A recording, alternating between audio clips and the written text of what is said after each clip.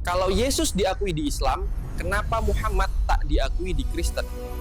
Tonton sampai selesai. Saya gini, kalau kita baca surat di Quran di surat Al-A'raf 157, mereka beriman kepada seorang nabi yang ummi, ya, terus yang namanya tertulis di dalam Taurat dan Injil. Oke. Karena saya sudah mempelajari kitab ini, saya sudah berani mengambil kesimpulan bahwa yang disebut dengan Taurat, Zabur, Injil, yang disebut oleh Quran itu bukan Bible-nya orang Yahudi, bukan Bible-nya orang Kristen. Oke. Jadi kalau di dalam surat Al-A'raf 157 dikatakan bahwa namanya tertulis dalam Taurat dan Injil, kalau di sini nggak ada namanya wajar karena ini bukan Taurat dan Injil yang dimaksud Quran gitu. Kira-kira kalau kita membaca Alkitab Tawarik dan Kitab Raja-Raja, itu lebih kuno lagi dari setelah pembuangan Babel. Sebelum pembuangan Babel itu tahun 600 sebelum Masehi. Nah, belum lagi tentang apa? Beda-bedanya pertama sistem kalender, kedua zaman Nabi Musa itu kan ditulis kira-kira tahun 1300-an sekian. Belum ada bulan namanya bulan Nisan. Bulan Nisan itu dikenal setelah periode kitab suci ditulis setelah pembuangan Babel. Karena dari kata Nisanu, musim semi. Sebelumnya itu namanya Etanim. Lah ini beda. Paskahnya di kitab Tawarik kok Etanim, di kitab nabi-nabi kok Nisan. Lah Etanim itu ya Nisan, sama Anda ngomong akad dengan minggu. Itu loh kira-kira. Ini mudah sekali dijawab. Banyak orang yang kurang membaca ada yang mengatakan begitu. Karena apa? Kitab suci yang ditulis ribuan tahun yang lalu dipahami menurut logika zaman sekarang.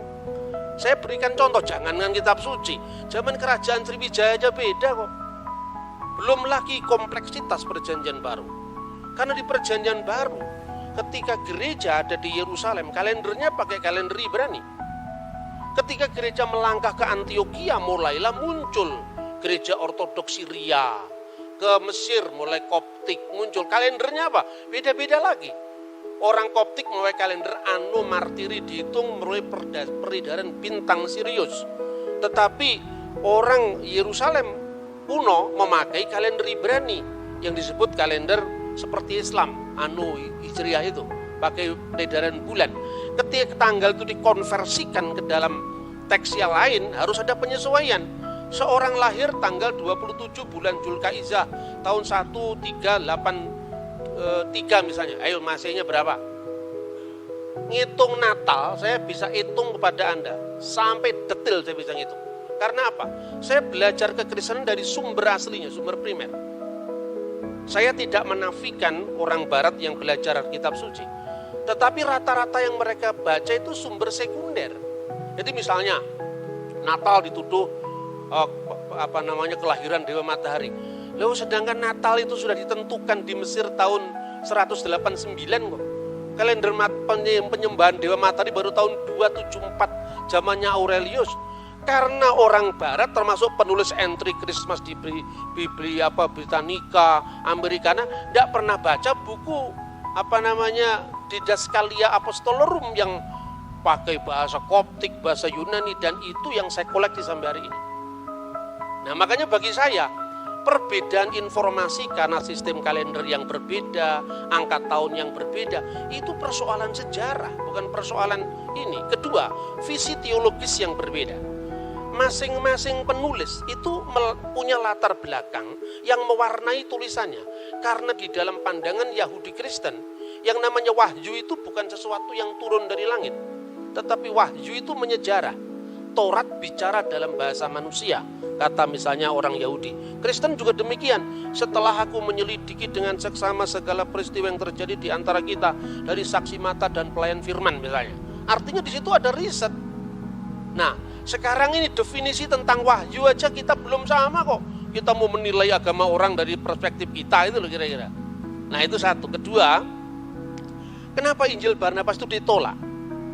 Pertama, bukan karena isinya Muhammad atau tidak, menerjemahkan aja orang Kristen kok. Islam kan tinggal enaknya sudah diterjemahkan. Kan jarang yang ngerti bahasa Itali. Yang ngerti bahasa Itali kan pastor-pastor Katolik. Sudah diterjemahkan tinggal baca. Kalau orang Kristen punya niat jahat, nggak perlu dong diterjemahkan. Ngapain diterjemahkan? Itu merugikan kita. Tapi karena semangat keilmuan kita terjemahkan. Sampai penerjemahnya di dalam bahasa Arab pun juga orang Kristen Koptik.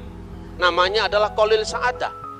Tetapi demi keilmuan dia memberikan contoh bahwa memang dalam konteks perjanjian baru itu misalnya ada persoalan-persoalan angka tahun, misalnya Yesus lahir zaman Kirenius atau tidak.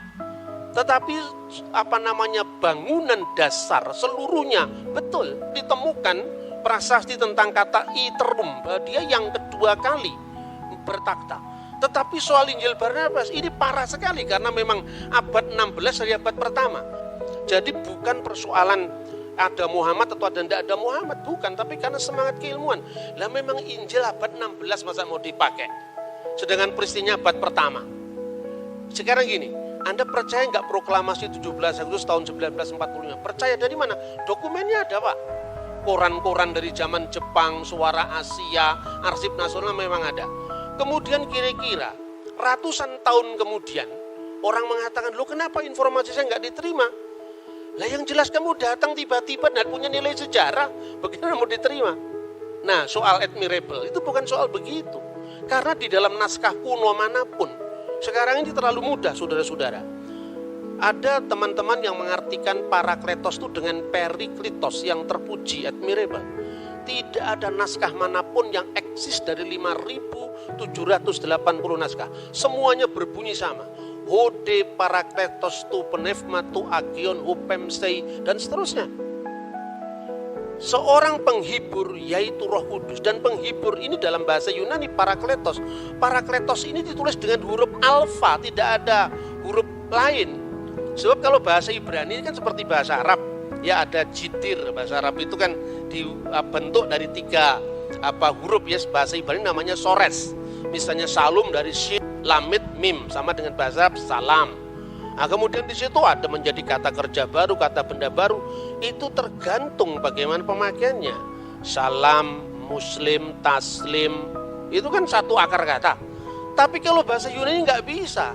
Parakletos ya parakletos, periklitos ya periklitos. Karena apa? Seperti bahasa Indonesia, cowek nggak bisa dibaca cuek, nggak bisa dibaca cowok, ya cewek. Karena itu memang struktur bahasanya berbeda itu. Lah naskah kuno itu melestarikan kata parakletos itu dari kitab Ratapan. Kitab Ratapan menerjemahkan parakletos dari menahem, menahemma dalam bahasa Aram. Nah, kata menahem ini untuk apa? Sang penolong, sang pembela. Makanya dalam bahasa Yunani modern, advokat itu parakletos. Yesuslah parakletos. Di mana disebutkan 1 Yohanes pasal 2 ayat 1. Kalau kamu berdosa ada pembela antara kita dan Allah, ada parakletos, yaitu Yesus Kristus yang adil. Roh Kudus disebut alon parakleton. Parakletos yang lain, tapi kata alon itu menunjukkan satu dan berhubungan.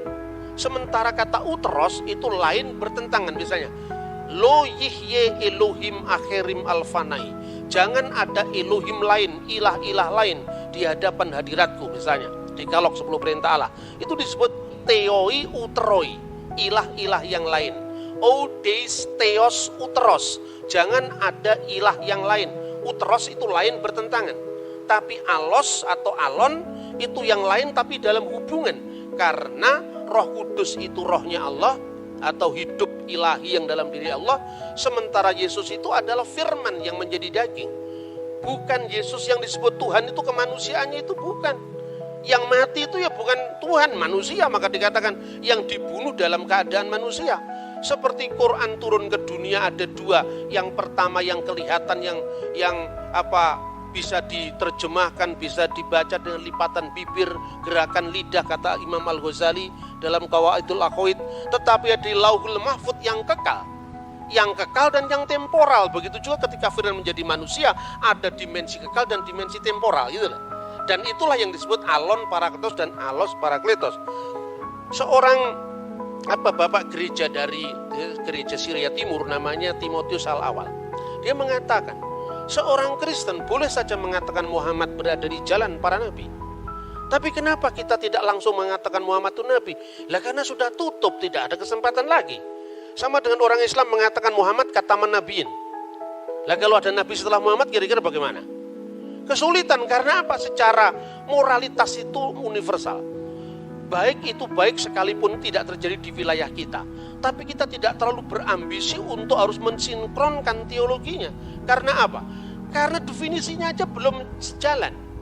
Bagaimana kita memaksakan teologinya? Saya contoh, rasul dalam iman Kristen dan Islam itu beda maknanya. Rasul dalam Kristen itu berasal dari kata Ibrani Seliah. Artinya apa? Seorang yang punya otoritas mewakili umat. Jauh dari perbedaan seorang nabi menerima wahyu dan tidak wajib menyampaikan kepada umatnya, seorang rasul menerima wahyu wajib menyampaikan kepada umatnya. Dan definisi ini dibuat tahun berapa? Sementara kata Saliah sudah berlaku untuk iman Kristen dan Yahudi jauh sebelum Islam lahir. 600 tahun berlalu tentu saja definisi itu ada yang berkembang toh. Nah, artinya di dalam Kristen Ibrahim bukan rasul. Di dalam Yahudi Musa bukan rasul. Tapi Musa adalah nabi, Ibrahim adalah nabi. Rasul hanya ditentukan untuk wakil-wakil kongregasi Yahudi. Makanya disebut Seliah Hasibur. Jadi Yesus itu imam besar, makanya disebut rasul. Beda dengan definisi rasul yang dipaksakan oleh banyak orang yang berpolemik lintas agama itu gitu loh. Nah, seperti ini selesaikan dulu dong apa definisinya. Jadi artinya kadang-kadang ungkapan yang sama dimaknai berbeda, tapi ungkapan yang berbeda ide iman yang beda diungkapkan dalam bahasa yang sama gitu loh misalnya. Kemudian keberatan apa? Tidak ada keberatan kalau memang teksnya memenuhi syarat, kan tidak memenuhi syarat. Memang teksnya ya sekarang ini loh. Ada problematik perjanjian baru ya. Tetapi bahwa perjanjian baru ketika Yesus itu lahir, kaisarnya namanya Tiberius, penguasa Yudea namanya Herodes, tidak bertentangan dengan fakta sejarah manapun juga. Bacalah Yosefus, bacalah 12 kaisar Roma, semuanya sejalan. Karena apa? Yang nulis memang orang yang sejalan. Yang menjadi wali negeri Pontius Pilatus, itu katanya Injil Barnabas, ini bukan kesalahan kecil, ini kesalahan fatal. Karena apa? Pilatus itu baru menjadi wali negeri itu pun sementara. Itu setelah pemecatan Herodes Archelaus. Jadi ketika Herodes Agung meninggal, itu kemudian ada 3 orang yang dipilih oleh Kaisar Roma, yaitu Archelaus, Antipas, dan Filipus. Karena Archelaus ini ambisinya terlalu tinggi untuk menguasai kota suci waktu itu, tanah Israel waktu itu, dipecat. Sensus yang pertama ditulis Injil Lukas masa Kirenius itu sensus Pax Romana, kesatuan Romawi. Sensus yang kedua juga ditulis di dalam Kisah Kisah Rasul pasal 5. Itu sensus untuk apa? Melacak sisa-sisa pengaruh kejahatan Archelaus dalam rangka menyelamatkan jajahannya Roma. Maka kemudian Kaisar Tiberius mengangkat Pilatus, dan itu tidak hanya ditutup perjanjian baru. Untuk mengatakan seperti itu tidak usah dibaca perjanjian, tutup saja Injil. Baca Yosefus, itu clear sejarah itu. Nah, Injil Barnabas satu pun nggak ada yang masuk itu. Bagaimana tahun Yobel dikatakan 100 tahun, itu kebangetan itu. Ada orang yang masih membela dengan nada yang sangat apologetik.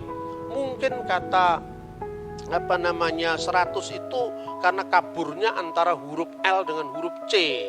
Kalau L itu hanya 50, terus ditulis itu C itu. Jadi aslinya di sini cento. Kan orang bisa lihat tuh aslinya. Makanya saya anjurkan untuk mahasiswa, belilah sumber primer. Kenapa ada banyak orang yang membaca Injil Barnabas berbeda-beda? Karena tidak punya bukunya ini. Makanya dia terus bikin spekulasi yang macam-macam. Misalnya dia Mustafa de Arandi. Saya pastikan yang namanya penulis Injil Barnabas itu Framarino. Karena apa? Pertama, fakta bahwa pada waktu itu politik inkuisisi gereja menelan banyak korban. Dan korban pemaksaan agama itu orang Muslim dan orang Yahudi. Dari Marano dan Morisco. Kemungkinan yang namanya Framarino itu korban inkuisisi. Lalu melampiaskan dendamnya di masa permusuhan umat beragama zaman abad pertengahan itu, menulis Injil Barnabas. Cuman karena dia belajar sejarahnya tidak komplit, makanya terlalu bersemangat nulis Injil sampai 222 pasal. Maka saya katakan ini the gospel of Gergeten, ya kan? Tidak ada dalam sejarah Injil sampai 200 pasal, itu tidak ada kalau bukan orang marah. Nah, itu yang pertama. Kedua, catatan-catatan pinggir itu tidak mungkin dilakukan oleh orang lain. Karena apa? Periksa uji karbon dari teks itu kan masih sangat baru.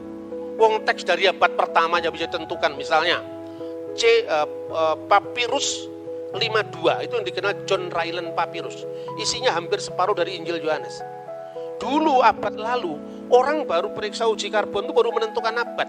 Sekarang udah ketinggalan. Teknologi terbaru, periksa uji karbon itu hanya bisa berjarak puluhan bahkan tahunan saja. Maka sekarang uji karbon terbaru P52 itu asalnya dari tahun 115 Masehi. Yohanes anak Zebedius menulis Injilnya tahun 90. Karena menurut catatan Bapak Gereja kuno, misalnya Papias. Papias itu siapa? Muridnya Yohanes langsung. Polikarpus, muridnya Yohanes langsung. Kalau di Islam ini seperti tradisi sanad itu loh. Itu di Gereja Ortodoks dipertahankan. Kenapa orang-orang Protestan itu tidak paham itu? Karena dia terlalu baru, zaman VOC baru muncul. Akibatnya apa? Karena kekurangan data primer tadi, dia melakukan eksperimen-eksperimen yang terlalu jauh mengambil kesimpulan. Misalnya Natal, perayaan Dewa Matahari itu baru dipersoalkan tahun berapa? Tahun 1700 sekian itu, zamannya Paul Ernest Jablonski. Terus kemudian diikuti oleh orang Katolik di Benediktan. Karena apa? Mentalitas orang Katolik itu minder sama Protestan. Nah itu loh kira-kira.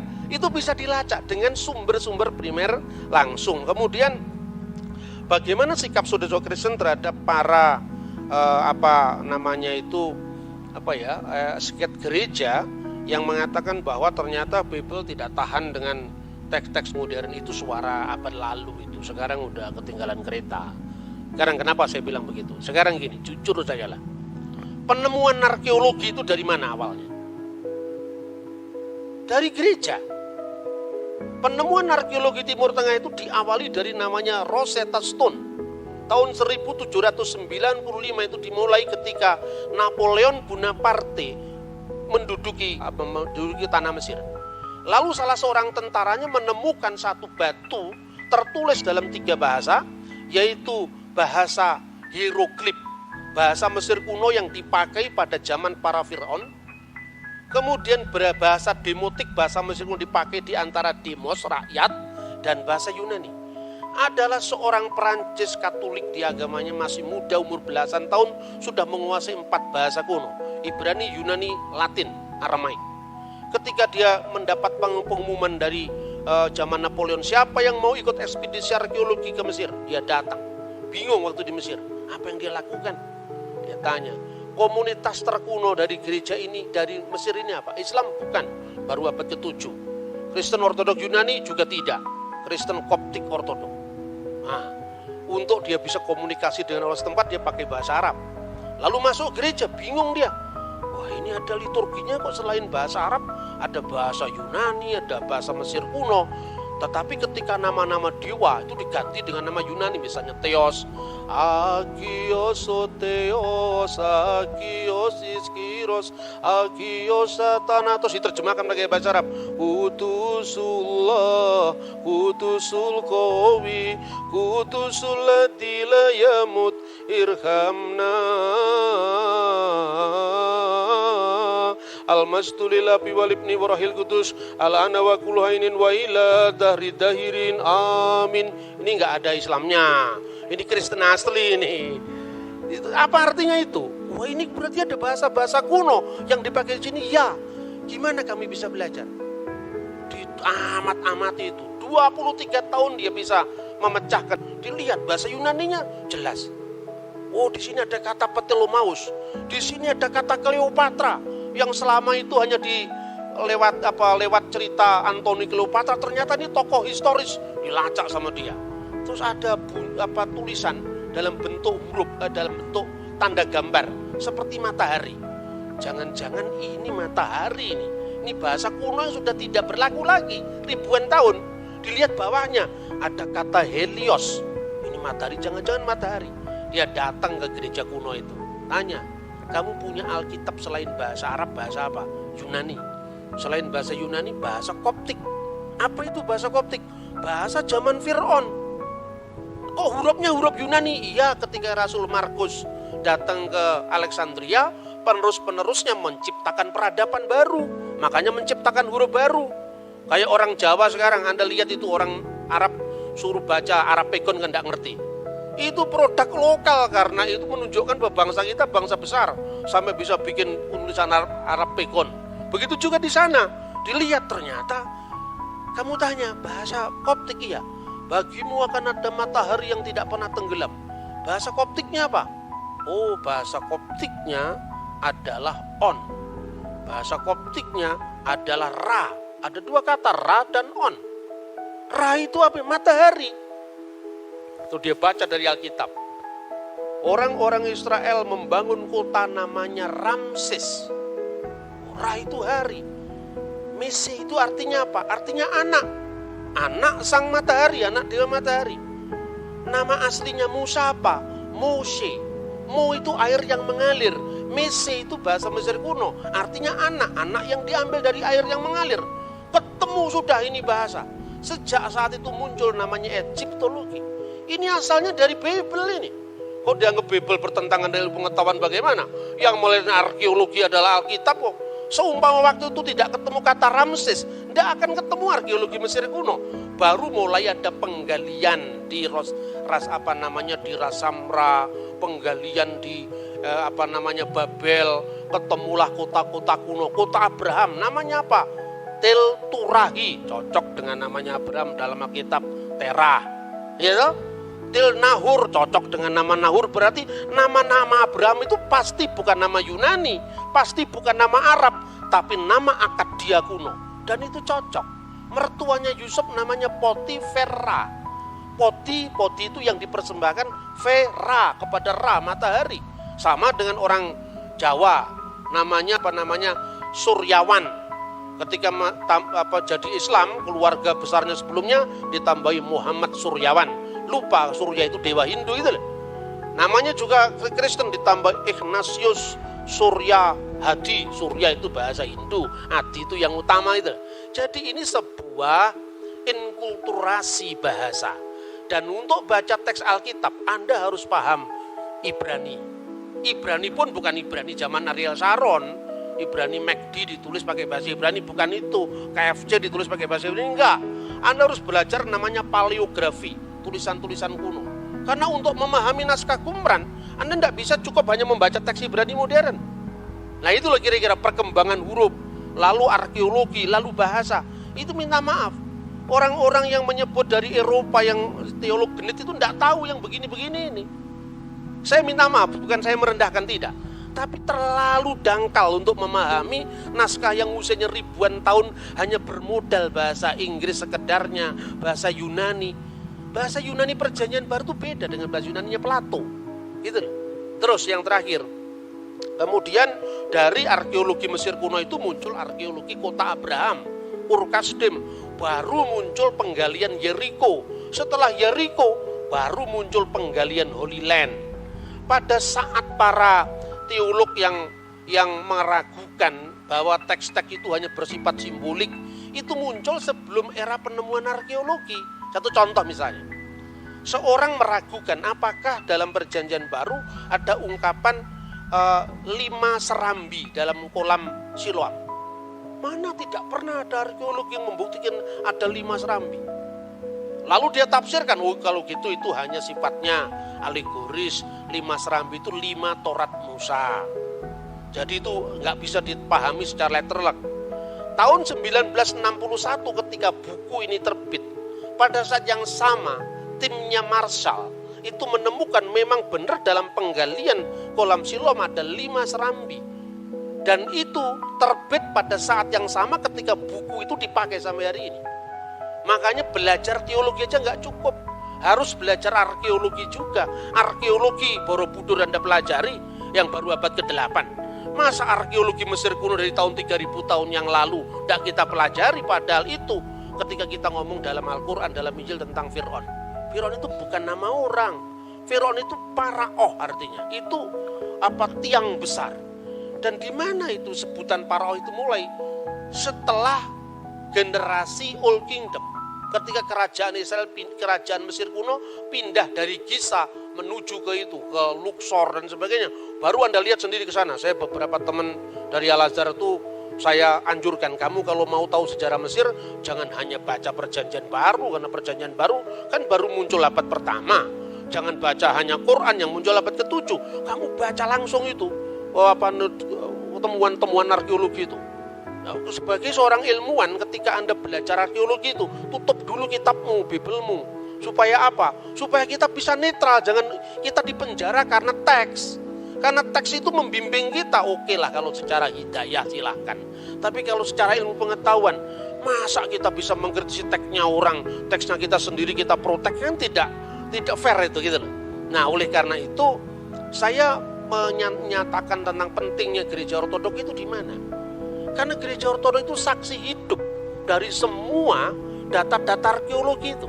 Coba Anda mau belajar bahasa Yunani. Pembawa gereja ortodok pertama itu bukan saya, tapi Romo Daniel. Nah, kemudian generasi setelah Romo Daniel itu kan menekankan aspek tentang liturgi gereja, sejarah gereja. Saya tidak bisa hanya begitu. Karena apa? Ketika saya masuk dalam salah satu gereja ortodok saja, berarti saya menutup akses informasi saya untuk ortodok yang lain. Makanya saya memperkenalkan kajian Syriak, kajian Koptik dalam konteks ini. Anda mau tahu bahasanya Yesus? Sampai sekarang Alkitab Pesita masih ada, bahasa Suryani. Dipakai tidak hanya sebagai bahasa liturgi, tapi bahasa sehari-hari. Di Maklula, Saidnaya di Syria. Anda mau pakai bahasanya Pontius Pilatus, bahasa abad pertama, masih dipakai teks suci Perjanjian Baru. Anda mau cari bahasanya Nabi Musa, masih dipakai dalam kitab Taurat. Anda mau cari bahasanya Fir'aun, jejak-jejaknya dijumpai dalam kitab Ibrani. Misalnya, nama Asnat itu kekasih Nait. Nait itu dewa kuno zamannya Yusuf. Yusuf ketika menjadi Perdana Menteri, nama Yusuf itu kan nama Ibrani, Yosef. Ketika di Mesir mendapatkan nama baru, apa itu? Safnah Paneah, di situ kunci hidup. Hidup, makanya Akhenaton, Aton yang hidup. Nah ini nggak cukup hanya bisa ditelaah dari bahasa Arab yang terlalu baru untuk itu. Tidak cukup diambil dari bahasa Yunani, Perjanjian Baru yang konteksnya terlalu jauh. Harus diambil dari teks langsung yang melestarikan bahasa Koptik. Yaitu apa? Gereja Ortodok Koptik. Ini ada di Mesir, tidak ada di Syria. Makanya saya tidak kerasanan kalau hanya di satu tempat. Saya mau passing over dari semua tradisi keagamaan. Soal kemudian saya coming back kepada agama saya sendiri. Karena saya harus punya rumah supaya kalau mati ada yang mengubur. Kan itu saja sebetulnya. Tapi konteksnya apa? Konteksnya bahwa orang beragama itu jangan taklid buta itu loh. Kita mesti melihat problematik masing-masing teks itu. Dalam semua apa yang saya katakan, Injil Barnabas sama sekali tidak masuk dalam hitungan itu. Karena apa? Terlalu baru. Sama dengan Anda membahas zamannya Patih Gajah Mada abad ke-13 berdasarkan naskah Melayu, itu pun bukan bahasa Jawa, tapi bahasa Thailand itu loh. Lah bahasa Italia aja belum ada kok. Jadi Perjanjian Baru itu bukan sewenang-wenang ini yang cocok dengan iman Kristen diambil, yang cocok dibuang. Tidak seperti itu. Makanya apokrif atau kanonik dalam gereja ortodok itu tidak sedikit dalam gereja Protestan. Gereja Protestan itu kan sudah mewarisi teks yang sudah tertutup gitu loh. Lalu di gereja ortodok kan tidak. Misalnya kisah tentang Bunda Maria dipelihara di Bait Allah oleh Zakaria, yang itu ada di dalam Quran, ya kan? Tetapi dalam Alkitab kan sebenarnya tidak ada, implisit ada, tapi tidak ada. Itu ada dalam dokumen gereja Synaxarion yang diabadikan dalam buku yang namanya Protevangelium Yakobi. Bagi orang gereja ortodok tertentu, ini kitab apokrif ya.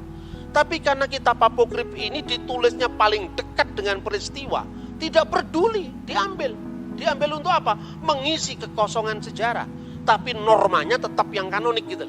Jadi apokrif kanonik itu bukan sesuatu yang batas hitam putih, enggak. Apalagi kalau hanya sekedar ini menguntungkan iman itu, tidak ada pertimbangan semacam itu.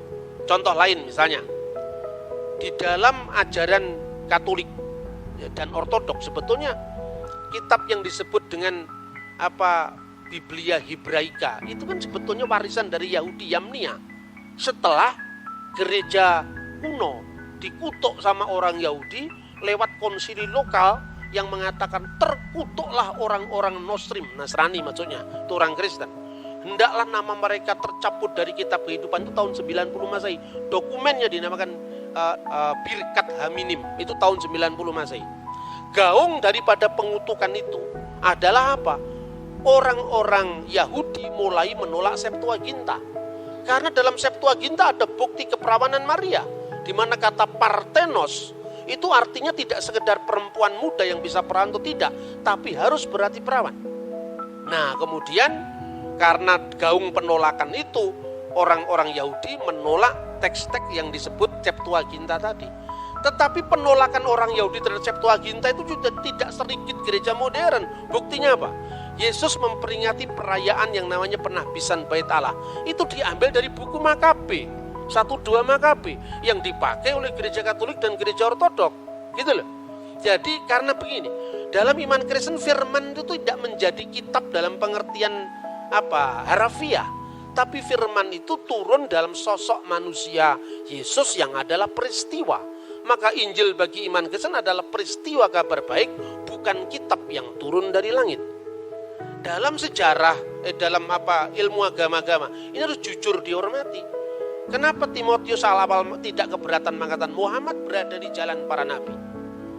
Di satu pihak dia tetap bisa mengagumi nilai-nilai kebaikan pada agama lain, tapi di pihak lain dia tetap untuk menjaga koridor teologisnya dengan agama lain. Ini mirip. Anda bisa mengikuti bahwa ada orang agama Bahai yang orangnya kelakuannya baik-baik ketimbang kelakuannya yang suka bakar-bakar toko itu. Secara ortopraksi dia baik, tapi kan kitabnya kitab setelah Al-Quran, Pak. Nabinya juga Muhammad Bahaullah. Itu sudah tutup, Pak, pewahyuan kita. Namanya katamu Nabi Muhammad. Kita tidak bisa mengakui Bahai, tapi kalau kelakuan baik ya kita akuilah, Pak. Artinya apa? Seperti itu, setiap agama itu punya batas. Bagi orang Yahudi nggak mau mengakui Yesus perjanjian baru. Karena apa? Musa itu puncak pewahyuan. Bagi iman Kristen, Yesus itu puncak pewahyuan. Artinya tidak relevan lagi untuk tuntutan imannya, tetapi tidak untuk tuntutan etikanya, moralnya, hubungan. Karena iman itu tidak hanya kebenaran, tidak hanya dibatasi dengan ortodoksia, kebenaran iman, tapi juga kebenaran berperilaku dan kebenaran penyembahan. Makanya ketika Timotius awal mengatakan Muhammad berada di jalan para nabi, tidak menyalahi imannya, tetapi juga tidak menutup mata objektifnya bahwa Nabi Muhammad memang berjasa besar di dalam misalnya mengarahkan bangsa Arab sampai kepada satu deklarasi bahwa tidak ada ilah selain dari Allah. Gitu loh kira-kira. Dan itu ternyata cocok dengan perjanjian baru. Tetapi definisi kenabian, definisi pewahyuan itu memerlukan jalan panjang lagi untuk kita berdialog. Makanya perlu dialog teologis seperti ini. Terima kasih. Materi yang dibawakan oleh narasumber juga telah dijelaskan dengan baik. Semoga apa yang telah dipaparkan oleh kedua narasumber ini bermanfaat bagi teman-teman sekalian, terutama dalam hal menjaga toleransi di Indonesia, khususnya di kota Salatiga. Mungkin itu saja yang dapat saya sampaikan. Kurang lebihnya mohon maaf. Terima kasih. Wassalamualaikum warahmatullahi wabarakatuh.